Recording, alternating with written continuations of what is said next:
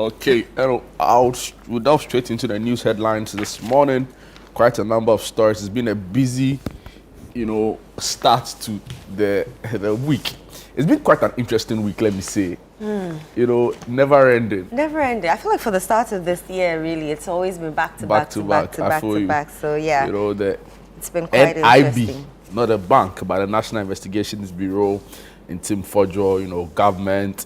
Yesterday, the president also decided to go in his full Navy, military uniform, right? That was an interesting sight. Exactly. That was quite coupled with a sword to what had been a really busy week. Yeah. So we'll bring you some of the big stories or the big headlines from yesterday up until this morning. Starting off with the Daily Graphic Weekend Special. President urges calm in Bawku. Minority tax government to find solution to conflict. Story by Joshua Bediako Kumsin. Also here, Rexec launches onslaught on structures at Ramsar site. Story on page 13 of the Daily Graphic Weekend Special. Back page, some sports related story. John Power at Crossroads. John Power is an emerging boxer, Ghanaian boxer, and it says Ghanaian boxer battles trauma after tragic fight. I believe he was the one in the ring when the Nigerian boxer, passed away in that really unfortunate incident. So he's been sharing his audio as he battles trauma after tragic fight. So these are the big stories on the Daily Graphic Weekend Special newspaper. So I have the Mirror, Ghana's most popular weekend paper. Some of the stories you'll find on the front page. Dr. Victoria Wasunu named top dental graduates with 6 major awards. Neither male nor female struggles of intersex persons. Use of semen for skincare could be harmful. That's according to a skin consultant. Other stories you'll find, Kotoko aim to crush Bichim United's resistance. And that's from the Ghana Premier League. I have the Spectator, your weekend companion. Some of the stories you'll find. Don't neglect menopausal wives for side chicks. I know. Don't neglect menopausal wives for side chicks. Other stories you'll find. Mayford Music drops maiden song Odo. Other stories, payment of school feeding fees, a nightmare for parents. And on the back page, a Simpson classic and 17-year-old Adongo Angelus Akrugu selected for CAF Championship. And he is a 17-year-old referee. Catch Them Young refereeing project. Amazing. So that's on the Spectator. That probably is like the only positive from the Ket administration. I don't know. We'll probably live to see. But moving on to the citynewsroom.com online stories here. Electricity tariff up by 14.75%. Water up by 4.02%. Effective May 3. Bawku conflict hasn't worsened under Mahama Zebela MP speaking. Also here, Bawku recruits will go through standard procedure. IGP clarifies after that backlash, right, of what many have described as a horrendous comment, really, when he said that they'll prioritize Bawku youth in the recruitment into the police service. He's come back to clarify, and he's saying that recruits will go through standard procedure. Also here, Upper West Region, police seize mining equipment in latest crackdown on Galamsey. Interior Minister justifies deportation of foreigners involved in Galamsey. FDA launches nationwide swoop to combat rising opioid abuse. And here we go, lay down your arms, we'll recruit you into police service. IGP to Bawku youth. He's come back to clarify, but the shock was on everyone's faces when they heard the story about the IGP speaking to the youth in Bawku. So I'm on ChannelOneNews.com. The one is the digits one. Some of the stories you'll find. IGP's recruitment claim only assures jobs for the youth. That's according to the Zebela MP. IGP denies promising fast-track recruitment for disarmed youth. Other stories you'll find similar to what's on City FMonline.com. Electricity tariff up by 14.75%. Water 4.02% effective May 3. Asante Mampong NDC apologizes for unrest over MCE nomination. Bawku conflict, go after forces behind arms supply. That's according to a security analyst. Other trending stories you'll find. Abu Blushi, ginger prices surge over 100%, affecting traders and consumers. Bawku crisis worsening under your watch. That's the minority to government. Education Minister inaugurates Get Fund Board. Trip and its surrounding communities face severe water crisis. China strikes back with 125% tariffs on U.S. goods starting April 12. Oh, so I'm cancelled. Kwehu Easter, 1,000 police personnel to be deployed to ensure security. And Mahama says, I know you call us bloody civilians. Mahama quips at military academy graduation. That was an interesting joke. Yeah, that was an interesting quote. And Kitty South residents demand urgent action on delayed Blakusi Sea defense projects. I'm on GhanaWeekend.com. Some of the stories you'll find there. Vibes Cartel reveals how he recorded hits in prison using an iPhone 5S. Interesting. Michelle Obama dismisses divorce rumors. Other stories you'll find. Top 3 posh hotels in Secondita Kwarde. Davido speaks on rift with Tiwa Savage. Manifests to speak at Harvard's Africa Development Conference. That's interesting. Bodybuilding champion Eddie Abiu breaks down as he visits Ghanaian home. And I saw that video. Government to partner viral iPhone expert Kwame Laita to boost IT training in Ghana. That's according to Sam George. FOCAP demands probe into alleged mismanagement at Tourism and Creative Arts Ministry. And Mayford Music drops debut song. Although Wendy Shea sponsors viral dancing girl with scholarship from basic school to university. Kanye West blames Taylor Swift feud for Super Bowl halftime snub. All right, moving on. Did you do the graphiconline.com? All right, cool. So also here they talk about the utility tariffs that are expected to go up after May 3. But some other stories here. NSS Authority boss, that's the National Service Authority boss, vows to end posting contractor scams, right? And still on the Team Fojo case, which has been very big all through the week following the visit by some NIB officials to his private residence. You know, that arrest or attempt arrest was botched after the minority also showed up. He's been speaking, you know, a lot lately. And he said no opposition MP was harassed by the state security agencies during our time. That's coming in from Team Fojo. Yesterday, we also know that he held a press conference together with the minority as ranking on Defense and Interior Committee of Parliament, where he said that the Bawku crisis was worsening under President John Dramani Mahama. We'll try and bring that story later on. But I know these are some of the big stories on. Okay, so in some communities in the country, at Tonko, no teenage pregnancy have been recorded in 4 years. President Mahama condemns Bawku clashes, calls for dialogue and support for Tumfo's mediation efforts. All of these are on graphiconline.com. 2.5 billion needed to eliminate educational infrastructure deficit. And the Education Minister Harun Idrisu speaking here. Mama Yarega, who is also at the center of the storm with regards to the Bawku conflict, has been speaking. He issued a letter yesterday after there was an arson attack on his private residence in Bawku. He condemned the clashes and urged for calm and respect for the peace process. Sam George, who is Minister for Communications, right, and it's, I think communications, has been speaking. I think this government removed the digitalization bit. Not too sure. We'll check what the official name is and share with you. But he's been speaking a lot. He says government will not renew Kelny GVG contract over unsustainable costs. I'm sure this story is one that will make Mr. Franklin Kujo very happy. Very happy, yeah. We can delve into some of the big stories now. I want to do electricity tariffs up.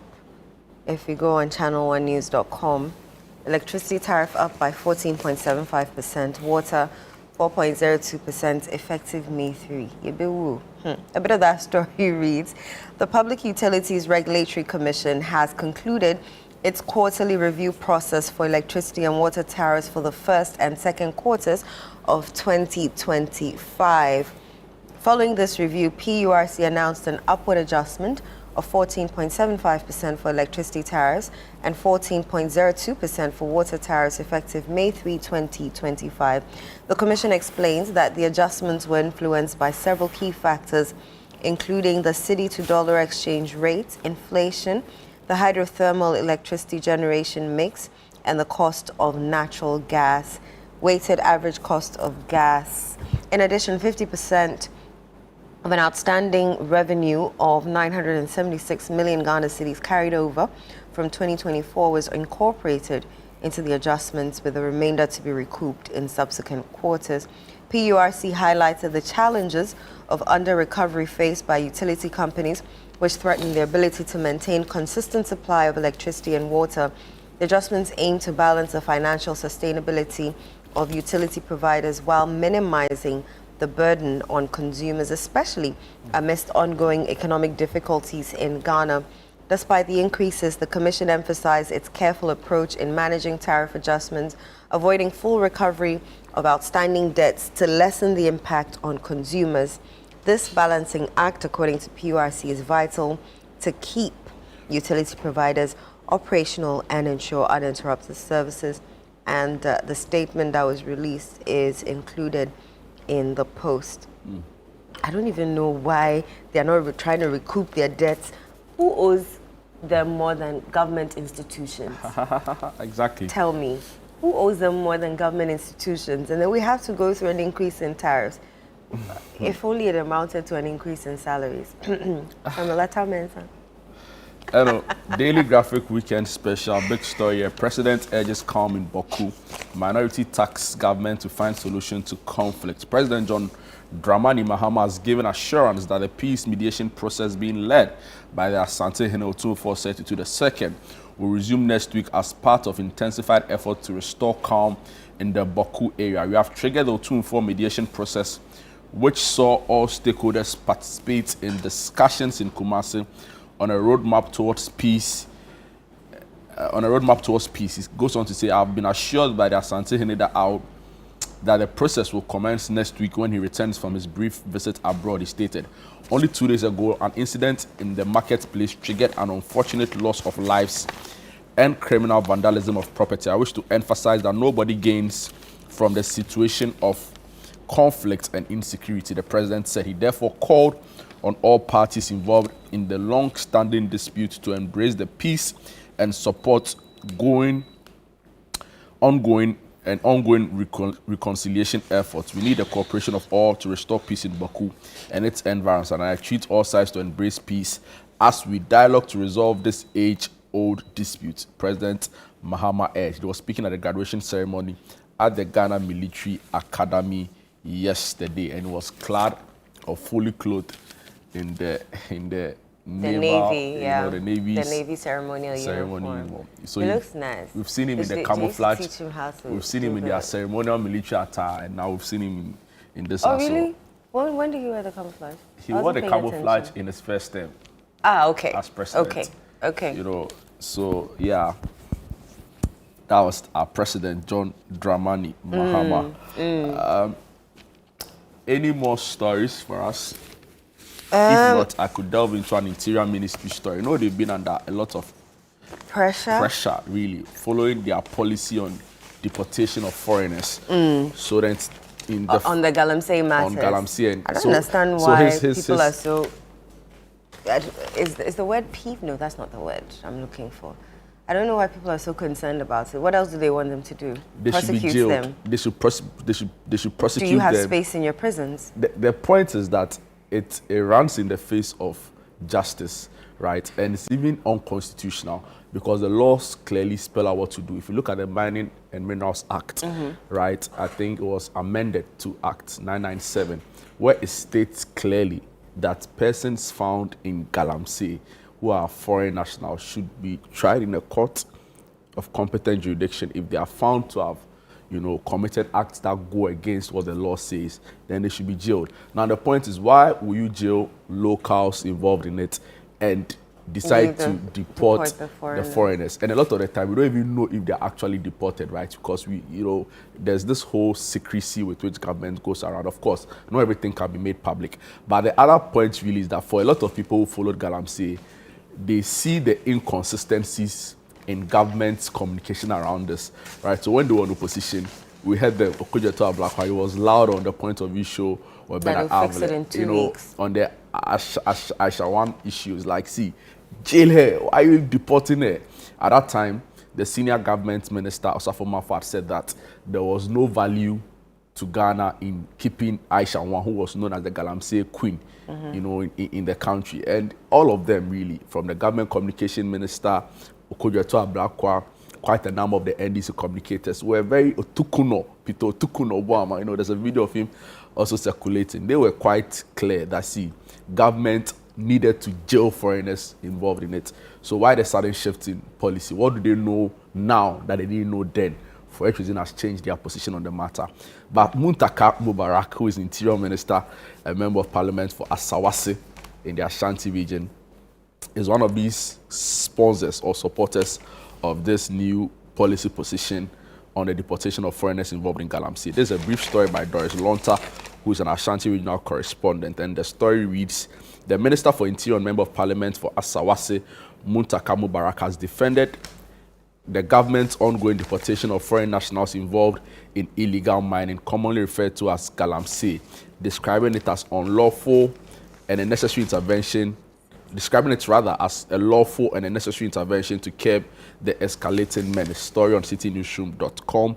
It goes on to say, speaking at the commissioning of a 2-story office facility and a vehicle for the Ghana Immigration Service at Asante Mampo in the Ashanti region, the minister explained that the deportation is a more immediate and practical response, especially in the light of logistical challenges in detaining and prosecuting foreign offenders within Ghana's justice system. So the story goes on and on and on. Security analysts, Professor Kwesi have all shared opinions on this matter. They say that it's not proper because then it sends the message that you can come and do whatever you want to do in the country. And the response by government is that they'll send you back. And, it doesn't really send a good One of message. the arguments that the Interior Minister was making was that because of the delay in our court processes, so some of these Chinese would get bail and then they'll relocate to a different part of Ghana to start the whole process again.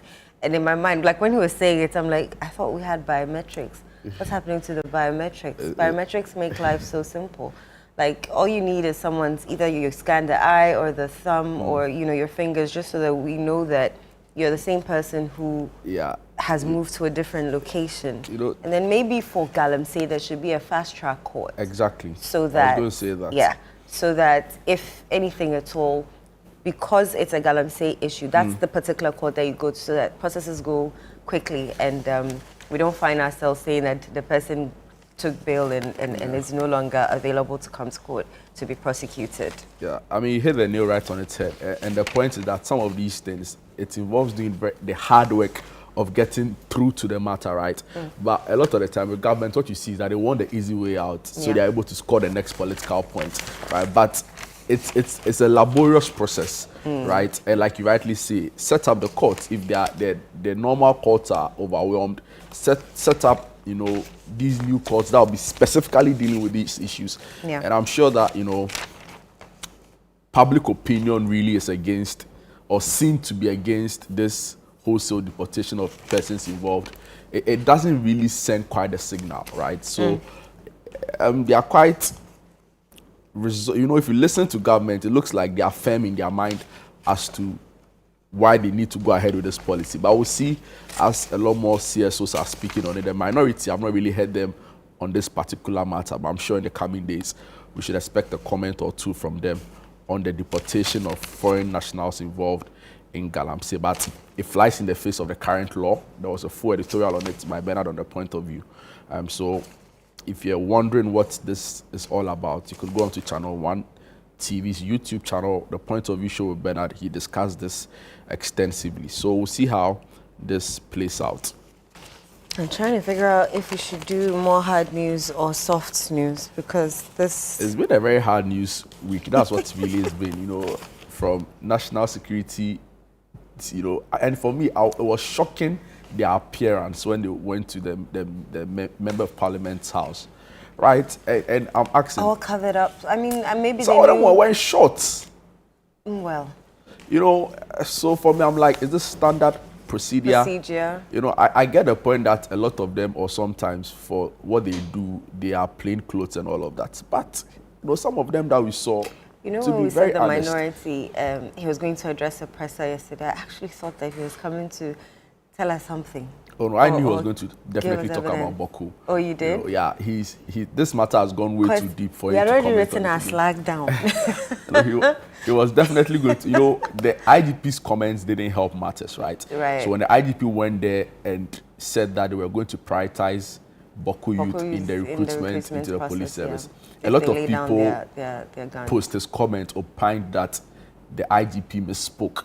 And, I think he did. And true to word, or their concerns, he came back to clarify that comment to say, even though we prioritize Bawku youth, we'll still ensure that they go through standard procedure. But he already said what he said, and that didn't go down well with a lot of people, including the minority, who, during the campaign, President Mahama said that the Bawku crisis is usually brought under control each time the NDC is in power. Yeah. Right, and of course that also didn't go down well with the minority. So they did a press conference to state their position on it and called on the security agencies to act very swiftly. And as ranking member for Defense and Interior, it was well within his right.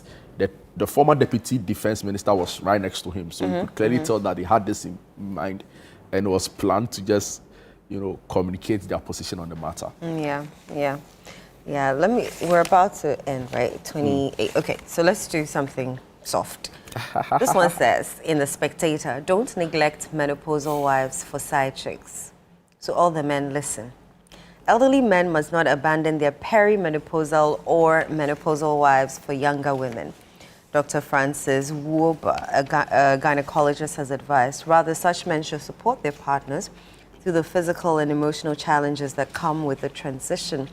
He said he works at the Eastern Regional Hospital, and he told The Spectator in an interview that many women during this phase of life experience a sharp drop in libido, vaginal dryness, hot flashes, joint pain, and extreme mood swings. It's the mood swings, it's the mood swings.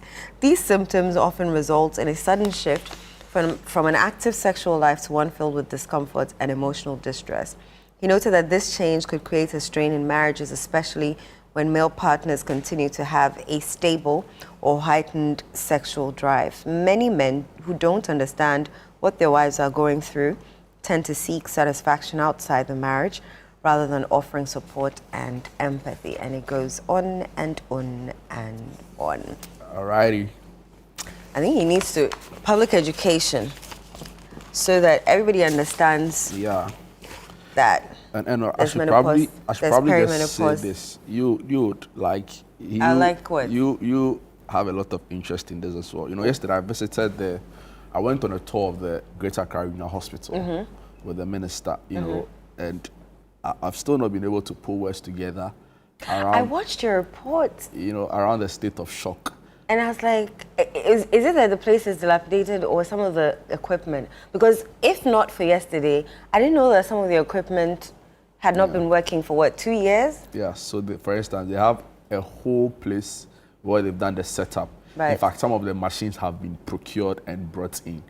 So what's happening is that they are just lying there, right? They say for some of the machines, they say they need to do a reconfiguration of the helium. Very technical explanations as to why. But like one of my favorite professors said, see, if you want to justify mediocrity, you always find an excuse. Of course. Right. So of course they may have genuine concerns, but the point is that you don't buy these very expensive machines. So they are there, but they are just not functional. To come and catch dust. So and beyond that, it's just the very poor state of the place. Right. So for example, and this was built quite recently. This is the new block? Exactly. You enter the washroom and you're joking. It's unbelievable. Right, and you could clearly tell that the place had not been taken care of well. You know, the walls are What is it peeling. with us and maintenance? It's unbelievable. It's unbelievable, right? So, and you know, there's an active corruption scandal, you know, that the minister says that they are going to investigate. So Wow. these are images of the Ridge message yesterday. Hospital. Exactly, like look at this, you know, look at that. Are those wires? So coming out those was in one of the rooms where I think either a CT scan or an MRI was supposed to be. And, you know, they've done what they could, but the point is that it's not functioning, right? So it's not functional. So you can't. And it's a hospital. You know, human lives are at risk. I just lost an auntie because there was no bed at Comfanoche. Can you imagine? And I was asking questions. My mother is like, "What do you want to come, bro?" Because I was like, you took her to the hospital. There was no bed. So could no one come and at least assist her, give her something to augment the discomfort she's feeling, so that when you finally get her a bed, you know, you can give her the rest of the whatever attention that she sees. They did nothing. You see, passed away. Let's not make the mistake to think that our health men and women don't go extremes, right? They go heads and shoulders to provide the kind of healthcare we see. I think some of them actually, you know, they perform magic, for want of a better word, with regards to how they are able to still take care of us under these circumstances. But the point is that some of the other workers in these hospitals too, right? You know, a lot of the time we blame politicians to say that, of course, the buck stops with politicians, right? Because they control the public purse, they control our taxes, right? But some of these workers in these hospitals too, I don't think they serve ultimately in the national interest, right? No, there's some other interest that sometimes they look out for. And, you know, I posted this on social media, and a lot of people were talking about how a lot of these scans and labs are diverted, right? So it's like there's a cabal or like a sort of a network of people whose interest is to ensure that the system is dysfunctional because they benefit off the dysfunction. So, you know, the research needs to happen. Yeah. We talk about, yeah, and it should be happening in some of these places. Yeah. When we come back, I'll tell you about my visit to ARIS, Al Rayyan International School this week. Please do. I had career day with them. It was very, very interesting. I can't wait to hear about it. It was very, very interesting. We'll be right back with what's happening. Don't go away.